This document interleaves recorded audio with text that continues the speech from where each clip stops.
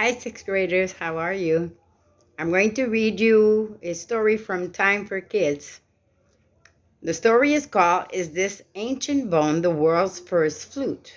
Scientists can't decide. So let the music begin.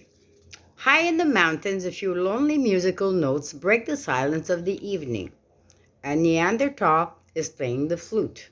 The flute's notes float away on the wind and disappear. For years, this prehistoric scene would have seemed laughable to scientists. Neanderthals were once seen as stocky, brute creatures who grunted and couldn't produce anything as lovely as music. But the discovery of an unusual bone in Slovenia has changed some scientists' ideas about Neanderthals and what they may have known about music. It has also created a controversy as experts try to figure out just what the bone is. A noteworthy discovery. It all began when paleontologist Ivan Tersch made a surprising discovery in 1995 as he dug through a cave through to be a Neanderthal hunting camp. He found a bone from a bear cub's leg with 4 holes in it. To Turk, the holes didn't look as if they had been made by an animal. They looked as if they had been drilled by someone. What is a prehistoric flute? The holes are well rounded and spaced the right length apart, says scientist Bonnie Blackwell. The bone is hollow, so this would allow air to pass through. Back in the US, Blackwell's research team tried to figure out when the flute was made. On the team was Beverly Lau, then a New York City high school student.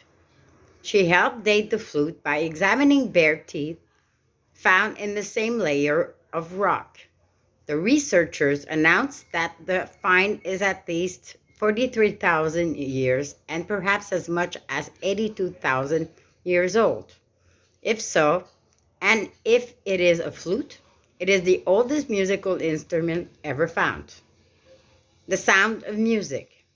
Neanderthals stood about 5 feet shorter than today's humans. They had sloping foreheads, large, thick skulls, and chinless jaw. Even though their brains were somewhat larger than those of modern humans, scientists aren't sure of their ability to use complex language. Their lack of speech may have been one reason why Neanderthals became extinct about 35,000 years ago. Meanwhile, Homo sapiens, modern humans, took over.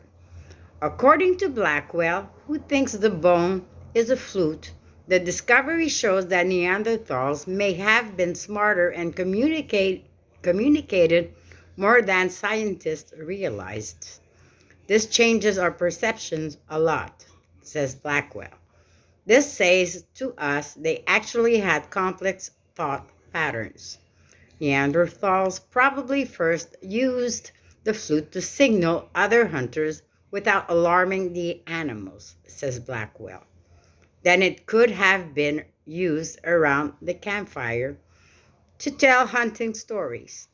Over time, sweet sounds may have been made just for pleasure. Then, says Blackwell, you've got music, a sour note.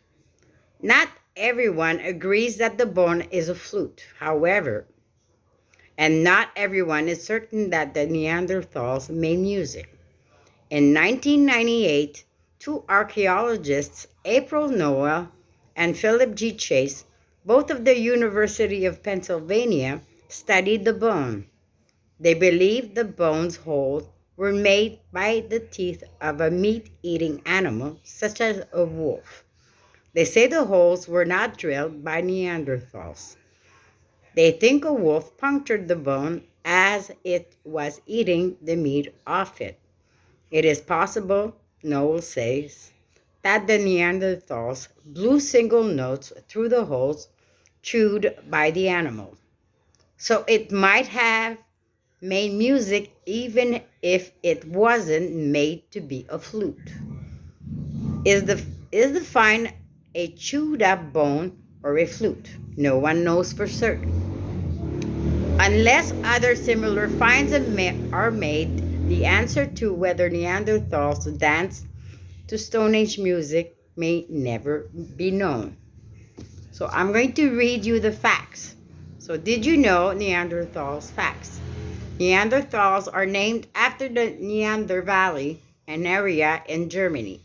It was there in 1856 that the first Neanderthal skull and bones were found. Since then, Neanderthals remains have been found in France, England, Italy, Iraq, and Israel. Evidence shows that Neanderthals knew about stone tools, used fire, and lived in cave shelters. And you have another part that is called Jawbones Tell a Story. So, Ethiopia's dry Hater region is a fossil hunter's heaven. It was there in 1974 that scientists found the 3 million-year-old bones of an ape-like creature they named Lucy. Many scientists believe Lucy is a distant ancestor of humans.